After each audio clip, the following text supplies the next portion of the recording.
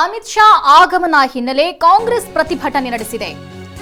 ಮೈಸೂರಿಗೆ ಗೃಹ ಸಚಿವ ಅಮಿತ್ ಶಾ ಆಗಮಿಸುತ್ತಿರೋ ಹಿನ್ನೆಲೆಯಲ್ಲಿ ಕಾಂಗ್ರೆಸ್ ಕಾರ್ಯಕರ್ತರು ಪ್ರತಿಭಟನೆ ನಡೆಸುತ್ತಿದ್ದಾರೆ. ಗೋ ಬ್ಯಾಕ್ ಅಮಿತ್ ಶಾ ಘೋಷಣೆ ಕೂಗಿ ಆಕ್ರೋಶ ಹೊರಹಾಕ್ತಿದ್ದಾರೆ. ಅನುದಾನ ತಾರತಮ್ಯ ವಿರೋಧಿಸಿ ಕಾಂಗ್ರೆಸ್ ಪ್ರತಿಭಟನೆ ಕೈಗೊಂಡಿದೆ. ಅಮಿತ್ ಶಾ ವಿರುದ್ಧ ಕಾಂಗ್ರೆಸ್ ಪೋಸ್ಟರ್ ಅಭಿಯಾನ ನಡೆಸ್ತಾ ಇದೆ.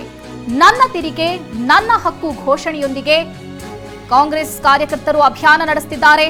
ಕೇಂದ್ರ ಸಚಿವ ಅಮಿತ್ ಶಾ ವಿರುದ್ಧ ಪೋಸ್ಟರ್ ಅಭಿಯಾನ ಕೈಗೊಂಡಿದ್ದಾರೆ. ಮೈಸೂರು ಕಾಂಗ್ರೆಸ್ ಘಟಕದಿಂದ ಪೋಸ್ಟರ್ ಅಭಿಯಾನ ಕೈಗೊಳ್ಳಲಾಗಿದೆ. ಈಗಾಗಲೇ ರಸ್ತೆಗಿಳಿದು ಕಾಂಗ್ರೆಸ್ ಕಾರ್ಯಕರ್ತರು ಪ್ರತಿಭಟನೆ ನಡೆಸುತ್ತಿದ್ದಾರೆ.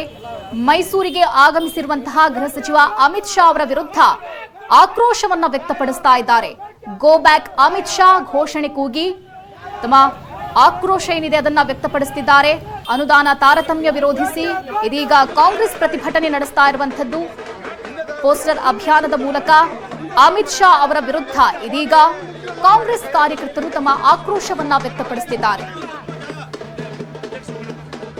ನಾವು ಹೋರಾಟವನ್ನು ಮಾಡ್ತಾ ಇದ್ದೀವಿ, ಪೋಸ್ಟರ್ ಅಭಿಯಾನ ಮಾಡ್ತಾ ಇದ್ದೀವಿ.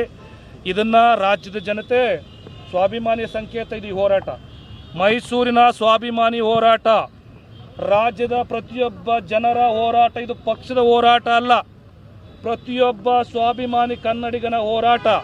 ನೆಲ ಜಲ ಭಾಷೆ ವಿಚಾರದಲ್ಲಿ ಕೇಂದ್ರ ಮಲತಾಯಿ ಧೋರಣೆ ತಾಳ್ತಾ ಇದೆ.